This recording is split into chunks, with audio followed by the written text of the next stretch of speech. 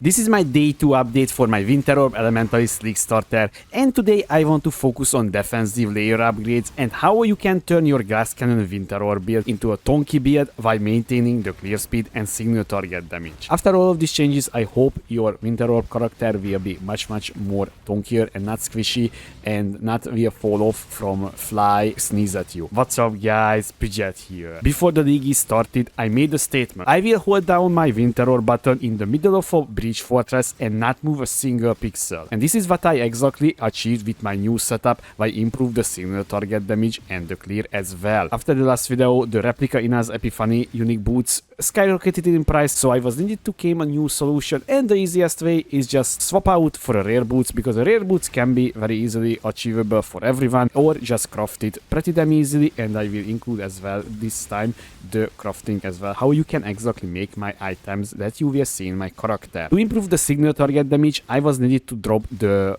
Bitter Dream unique scepter, and now I'm using a new unique wand that is called the Toolborn and the Fullborn version. And don't worry, not the expensive one. I'm using the gain power charge after spending a total of 200 mana, so basically this is our wand, and that was costing me 2 KS, and honestly I think this is very close to be one of the best ones so far that we can get on our hands, because expensive rare wand would swap out this one, because the way the wand is works, because it odds for us a cold exposure and also odds extra cold damage to spells significantly higher than a rare wand could be. And also I added a very cheap unique item as well, as I was planning in my mid-game PoB, Crown of Inward Eye, and basically that is providing you the transfiguration of soul, body and mind. And basically this helmet is increasing your maximum life, your maximum mana and global energy shield, which is absolutely welcome. Both side life and energy shield on this build, all of the increases to life, mana and energy shield is applied as a damage, and all of them is represented on our tree. So this is providing us a little bit like more than 7% more damage, and that is kind of good, while this helmet granting us defensive layer. So basically that is a very big win for this build. In the item section I want to try out something new, and that is helping you guys how you can craft, and I will also simulate as well for you how you can craft a few pieces of gear for this build. I just want to mention once again the wand. So we're using the Fullborn, Toolborn, kind of funny name, unique wand, and I'm using the gain power charge after spending a total 200 of mana, and the other unique item is the Crown of Inward Eye. So once again guys, this is kind of cheap as well, and also purchasing this one guys, please do not try to get the perfect roll, so the 21%, because that is way overpriced, and honestly losing out 2% maximum life and energy shield is not big of a deal in my opinion. What items you need to swap out from your Bitter Dream? First you need the Fullborn wand, and after that you need a 6-link. No matter what 6-link you're getting, you don't need to get the Paladin's Holdback, you can get a lower version as well, you just need a 6-link, and this is what is requires for you to swap out from the Bitter Dream. If you don't have that much money, or you don't have like your Genesis tree developed enough, then you can just still use the Bitter Dream. But for now the best setup is the Toolborn one with a 6-link setup. If you're checking the market, this could be a very pricey, but don't worry, I will show you exactly how you can get or improve your chances to get this body armor. I literally use the League mechanic for crafting all of my items, as you can see here, even my shield as well. Only exception is this ring amulet. So basically I just purchased this one from the site, and basically all of the other items I crafted it. And also now I'm using Eldritch Implicits. So before we moving to the crafting section, I want to mention that one. So we want on the glove unnerve on hit and inflicting cold exposure on hit. That is very important. And on the boots, honestly I just got movement speed on it and little bit rifle jump per endurance charge, so it's not like making or breaking the build. Movement speed is welcome, you're moving faster, because the scorched ground or brittle ground is basically kind of annoying and you just want to stand still, right? So, and also you just want to move faster, so that's why I'm using this one. And on the body armor I'm using gain a frenzy charge every 15 seconds, and also 10% physical damage taken from hits as lightning damage. Any mod is working as such as like cold and fire as well. Honestly, the best would be the fire one, because you have +1 maximum fire as right, so basically that would provide you a little bit more tonkiness. But honestly, in the league start, you happy if you hitting any of these. Only the chaos damage one is not good. Very important, the frenzy charge tech. So basically, as you can see here, when I standing still in my hideout, I have free frenzy charge, and it's not dropping down because I took, instead of the 3% increase, the charge duration here, so that is improving 100% the charge duration on the charge mastery. Now every 50 seconds we gaining a frenzy, and basically this is how we generating frenzy charges. And this is up all the time. How I was crafted my shield, for instance. So you going to the, the Vesper, you putting here your shield, and also you using the defining essence of loathing, because this is providing you granulatedly a chance to block. So this is how I got this one on my shield. And what we're looking for here is spell damage and maximum life. And this is all the things that we're looking. And you click on crafting, and then let's see what we got here. Honestly, we got a pretty nice shield already. Spell damage, crit chance increase. Honestly, that is very usable. And this one is kind of whatever. So honestly, this is a very nice shield already. So how we crafting life on this? So first thing first, you want fill up your suffixes. Whatever, we just clicking on this one, dexterity, and then you taking out from your stash exalted orb, right? And then you go here and talk to the Vesper, put in, and then you hoping here a maximum life roll, or honestly maybe an energy shield roll is also pretty damn nice. So let's see what we getting in life. 80 life.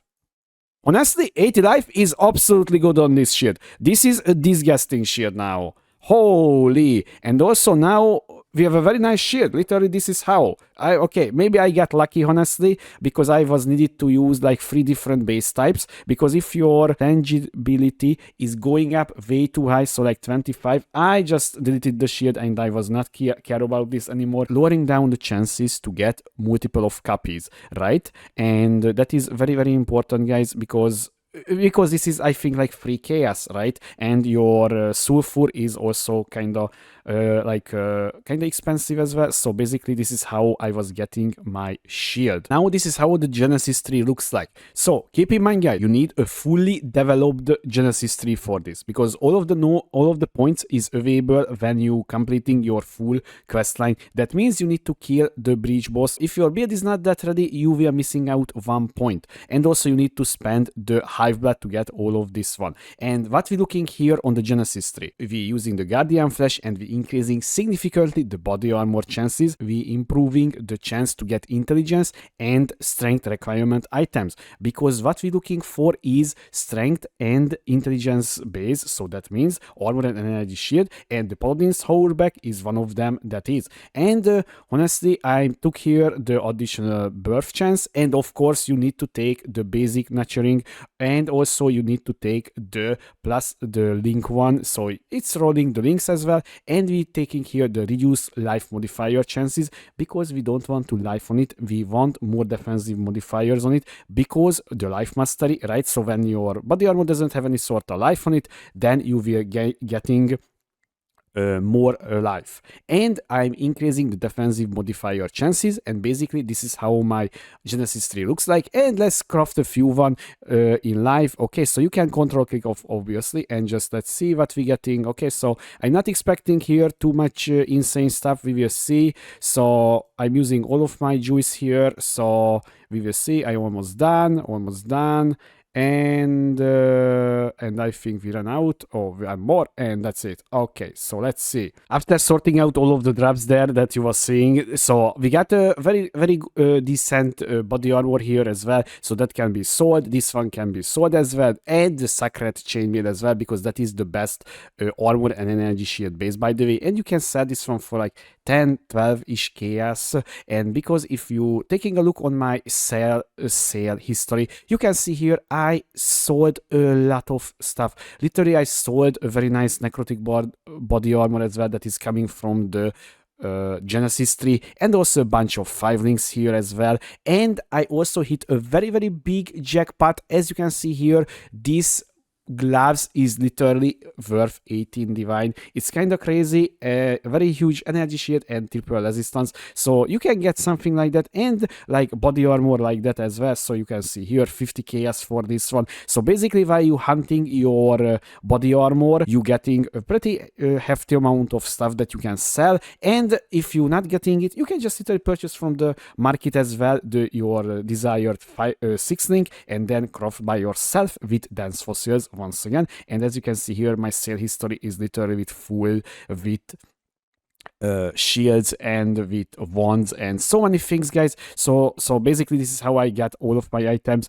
So the link mechanic is absolutely OP for crafting, and the Genesis tree as well, pretty damn OP if you're combining these two together. The skill tree is also changed, guys, a little bit. So by the way, I got a new unique jewel. Careful planning, because this build requires a lot of dexterity, and this is providing us here like 44 dexterity. So basically that is helping us very big time, and we don't need to worry about dexterity that much, because majority of the gems is required that one. And I got 2 jewels, so literally I'm focusing on obese jewels now, because honestly this one is kind of good after the buffs. So basically this one like 15 chaos, and the other one as well with cold damage to spells as well, basically was 15 chaos as well with a little lightning resistance. And I'm looking on life on this one, and this is how I got all of these jewels, and this is kind of good, honestly.